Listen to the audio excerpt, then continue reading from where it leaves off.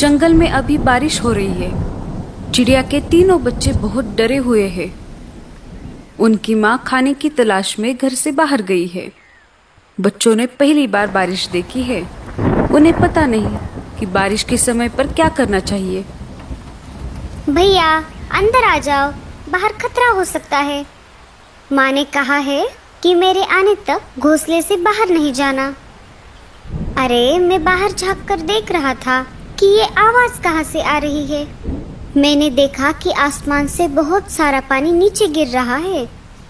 कुछ भी हो भैया, लेकिन तुम माँ के आने तक बाहर मत जाना।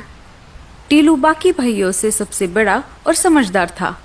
उस पर अपने छोटे भाइयों की देखरेख करने की जिम्मेदारी थी। अपने माँ का इंतजार करने के सिवाय बच्चे कुछ और कर भी नहीं सकते थे। इधर लाडो चिड़िया बारिश से बचने के लिए पेड़ की डाली पर रुकी हुई थी। उसे भी अपने बच्चों की चिंता हो रही थी। मेरे बच्चे ठीक तो होंगे ना? बारिश शुरू होकर भी बहुत समय हो गया है। मुझे जल्द से जल्द अपने बच्चों के पास जाना होगा। वो बहुत डरे हुए होंगे। इधर बारिश रुकने का नाम नहीं ले रही थी। कालू कौवा तेज बारिश में अपने घोंसले की तरफ जा रहा था। तभी उसे लाडो चिड़िया एक पेड़ पर बैठी हुई दिखाई देती है। वो उसके पास चला जाता है। अरे लाडो, तुम यहाँ? तुम अभी तक घर नहीं गई? इसका मतलब तुम्हारे बच्चे घर पर अकेले होंगे। हाँ कालू भैया, मुझे मेरे बच्चों की बहुत चिंता हो रही है। लाडो, मैं तुम्हें डराना नहीं चाहता, पर तुम्हें बताना ये बहुत जरूरी है। सुना है एक खतरनाक चीलों का झुंड हमारे जंगल में घुस आया है। हाँ कालू भैया, मुझे ये बात पता है। जब मैं कल बुलबुल चिड़िया के घर गई थी, तब मैंने देखा कि एक चील बुलबुल चिड़िया के बच्चों को खा रहा था। बुलबुल घर पर नहीं थी, फिर भी एक बच्चा जीवित था। मैंने उसे बचाने की ठान ली। तब मैं उस चील के पास चली गई। अरे ओ चील, छोड़ दे उस बच्चे को, नहीं तो तेरा बहुत बुरा हाल होगा। चील को गुस्सा आ गया और वो मुझसे कहने लगा, अरे ओ चिड़िया, तुम्हारा दिमाग तो ठीक है ना? भाग यहाँ से। अगर मेरा पेट भरा हुआ नहीं होता तो मैं तुम दोनों को भी खा जाता। पर देख लेना, आगे चलकर तुम मुझे कहीं पर दिखाई दोगी तो मैं तुम्हें नहीं छोड़ूंगा। मैं तुम्हें उसी समय खा जाऊंगा और डकार तक नहीं लूंगा। ऐसा कहकर चील वहां से उड़ गया कालू भैया। तभी वहां पर बुलबुल चिड़िया आ गई। उसने देखा तो वो बहुत दुखी हो गई, क्योंकि चील उसके 2 बच्चों को खा चुका था। अरे ये क्या हो गया? मेरा तो सब कुछ लूट गया। ये सब किसने किया? मैं उसे नहीं छोड़ूंगी। अरे बहन, तुम्हारे बच्चों को चील ने खाया है। अगर मैं ऐन मौके पर नहीं आती तो वो चील तुम्हारे तीसरे बच्चे को भी खा जाता। तुम्हारा बहुत बहुत शुक्रिया।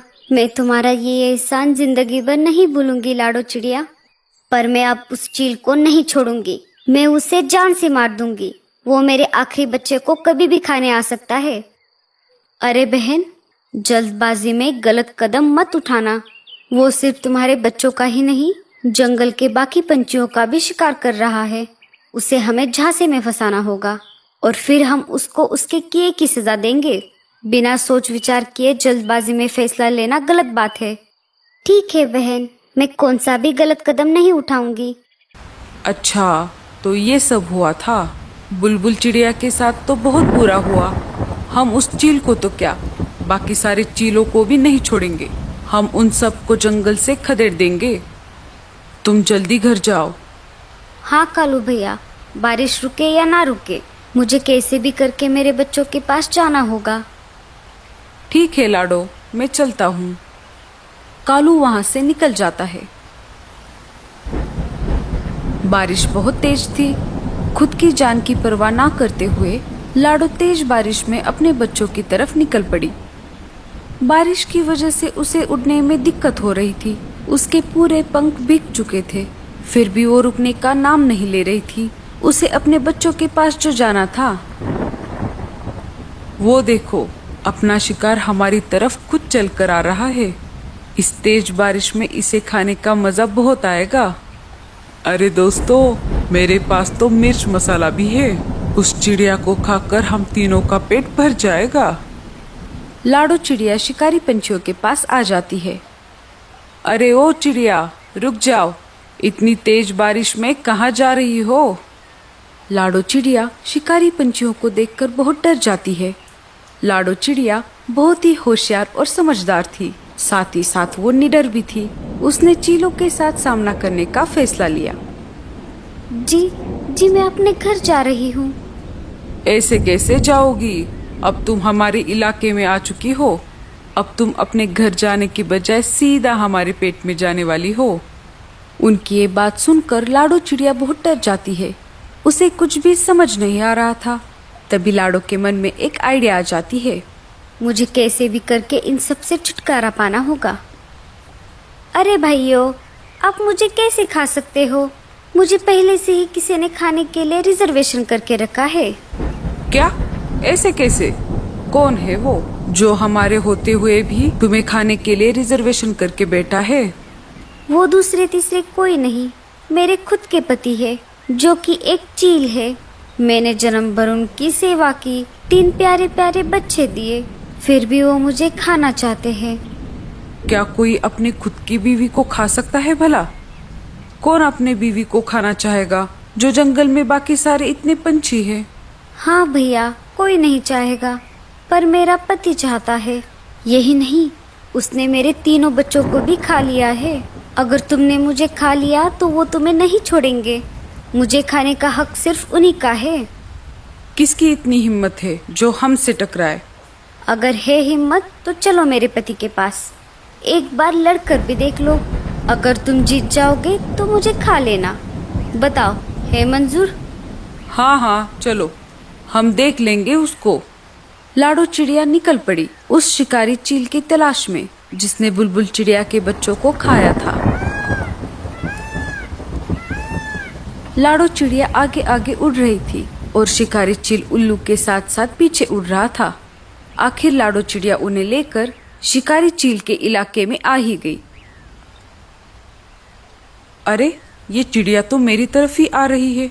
कल तो ये मेरे हाथ से छूट गई थी, पर अभी मुझे बहुत भूख लगी है। मैं इसका शिकार करके इसे खा जाऊंगा। तुम यहाँ पर ही रुको। अगर उसने तुम्हें यहाँ पर देख लिया तो वो सतर्क हो जाएगा। मैं अकेले अकेले आगे जाती हूँ। जब वो मुझ पर हमला करने लगे तो तुम जल्द से वहाँ पर आ जाना। लाडो चिड़िया उन्हें वहाँ पर छोड़कर चील के पास आ जाती है।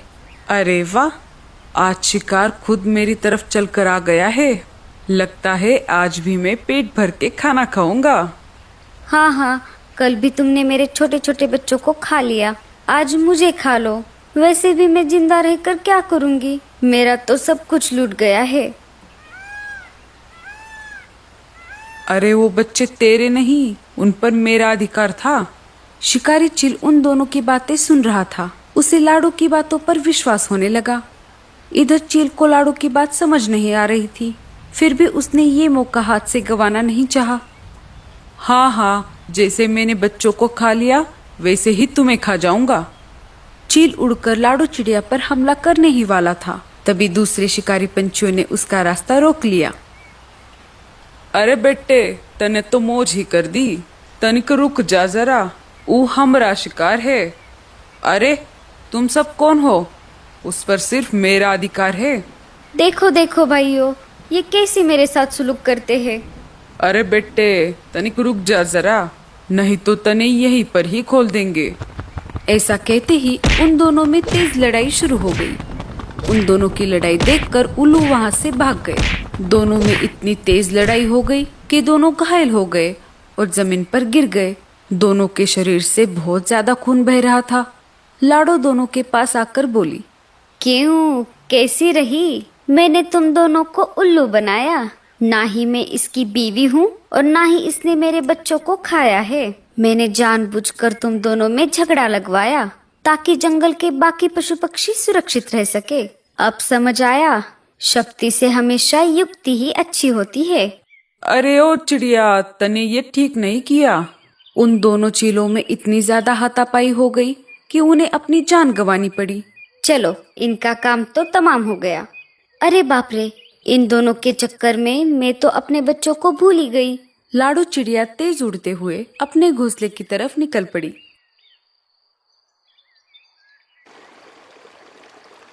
उसने देखा तो उसके घोंसले में पानी घुस गया था और उसके बच्चे भी कहीं पर दिखाई नहीं दे रहे थे। अरे नहीं, ये क्या हो गया? अरे बाप रे, मेरे बच्चे कहाँ पर गए? तभी वहां पर कालू कौवा आ जाता है। अरे लाडो, तुम रो मत, तुम्हारे बच्चे सही सलामत है। जब मैं मेरे घोंसले की तरफ जा रहा था तो मैंने देखा तो तुम्हारे घोंसले में पानी भर रहा था और बच्चे भी पानी में डूब रहे थे।